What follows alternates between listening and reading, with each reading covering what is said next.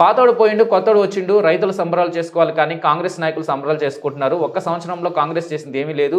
6 గ్యారెంటీలు ఫెయిల్. ఇది రైతుల సంబరాలు కాదు, కాంగ్రెస్ నాయకుల సంబరాలు. కాళేశ్వరంను దోచుకున్నాడు పోయిండు. కాంగ్రెస్ ప్రభుత్వం అన్ని రంగాల్లో విఫలం. చేవెళ్ల బీజేపీ ఎంపీ కొండా విశ్వేశ్వరరెడ్డి. బీజేపీ ప్రభుత్వం నుండి తెలంగాణ రాష్ట్రానికి వచ్చిన నిధులు వేల కోట్లు ఉన్నాయి. ప్రభుత్వం వచ్చింది, అది మాది కాదు, కాంగ్రెస్ ప్రభుత్వం. ఇంతో అంతో ఆశ ఉండే రైతాంగం మొత్తము చాలా మంది కాంగ్రెస్ సపోర్ట్ ఇచ్చినప్పుడు ఎమ్మెల్యే ఎలక్షన్స్ అప్పుడు ఎంతో ఆశ పెట్టుకున్నారు. వాళ్ళేమో మీ నుంచి దివాలా తీసిన రాష్ట్రమే 6 గ్యారెంటీలు ఇచ్చిండ్రు.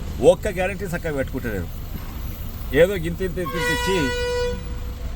ఇచ్చి గ్యారెంటీలు మేము అమలు చేస్తామని, ముఖ్యంగా రుణమాఫీ ఏమన్నారు రాగానే.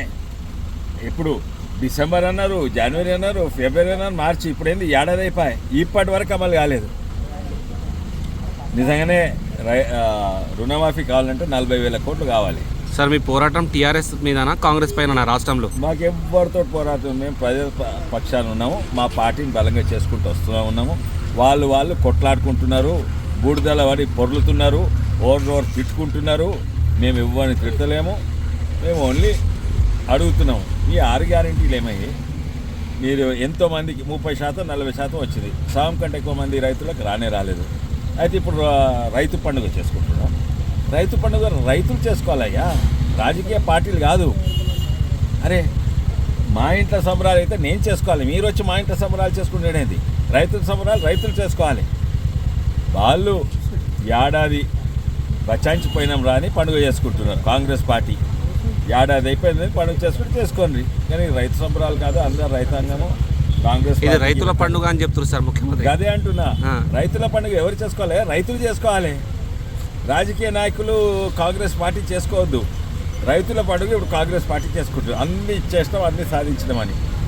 రైతాంగమేమో వాళ్ళ మీద ఆశ ఉండే, ఇప్పుడు నిరాశ అయిపోయింది. రైతాంగం మొత్తం వ్యతిరేకత అయిపోయింది. ఈరోజు తెలంగాణ రైతాంగం బతుకుతుందంటే బీజేపీ వల్లనే. ఎట్లా అని అడగండి, ఒక్కొక్క రైతు కుటుంబానికి 63 నుంచి 75,000 ఏడాదికి ఇస్తున్నాం. ఎందుకంటే దాదాపు 40 లక్షల రైతు కుటుంబాలు ఉన్నాయి. మేము 23,000 కోట్లు మద్దతు ధర ఇచ్చి కొంటున్నాం. ఎందుకు? అది కొంటున్నారు కాదు, అసలు భారతదేశంలో వరి అవసరం ఉన్న దానికంటే ఎక్కువ పండిస్తున్నారు. ముఖ్యంగా తెలంగాణలో మనం తినేది 50 లక్షల టన్నులు అంటే, 45-50 లక్షల టన్నులు అంటే పండించేది 2 కోట్లు 3 కోట్లు.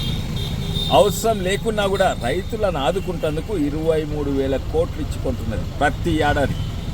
అదే కాక యూరియా, డిఏపి 2,400ది ఓన్లీ 300 రూపాయలకు ఇస్తున్నది, 90%. తర్వాత ఎన్నో 6,000 రూపాయలు ఇస్తున్నది.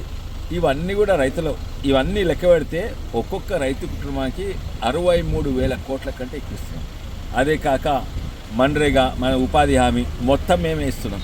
మొత్తం అదో 12,000 కోట్లు. ఇవన్నీ కూడా చూస్తే గ్రామీణ ప్రాంతాన్ని, రైతాంగాన్ని ఆదుకుంటుంది. ఎందుకు ఇక్కడ వికారాబాద్ చూడండి, వికారాబాద్ మున్సిపాలిటీ చూడండి. వికారాబాద్ మున్సిపాలిటీ ఎట్లా నడుస్తుంది? ఈ రోడ్లు, నల్లాలు, కరెంట్ ఎట్లా నడుస్తుంది? కేవలము ఇక్కడ ఉన్న వికారాబాద్లో ఉన్న వాసులు వాళ్ళ ఇంటి పన్నులు, లేకుంటే ఈ బిజినెస్ ఉంటే ఆ బిజినెస్ ట్యాక్స్, దీని మీద నడుస్తుంది. రాష్ట్రం నుంచి ఇచ్చేది ఏడాది నుంచి ఒక్క నయా పైసా వికారాబాద్కు రాలేదు. వికారాబాద్ మున్సిపాలిటీ ఒక్క నయా పైసా. మొన్న రివ్యూ చేస్తా, మొత్తం వచ్చింది, సంఖ్యలు కూడా చూపెడతా. ఈ వికారాబాద్ నడిచేది కేవలము ఇక్కడ మనమేమో పన్నులు కడతారు, ఆ పన్నుల వల్లనే, ప్లస్ ఇన్కమ్ ట్యాక్స్ కడతారు, ప్లస్ జిఎస్టీ కడతారు. కానీ కేవలం ఇక్కడ పన్నులు కట్టినవి ఇక్కడనే. రాష్ట్రం నుంచి మ్యాచింగ్ గ్రాంట్స్ రావాలి, అవి రాలేదు. కేంద్రం నుంచి వస్తున్నాయ్యా, రాష్ట్రం నుంచి 100% రావాలి, కేంద్రం నుంచి 50%.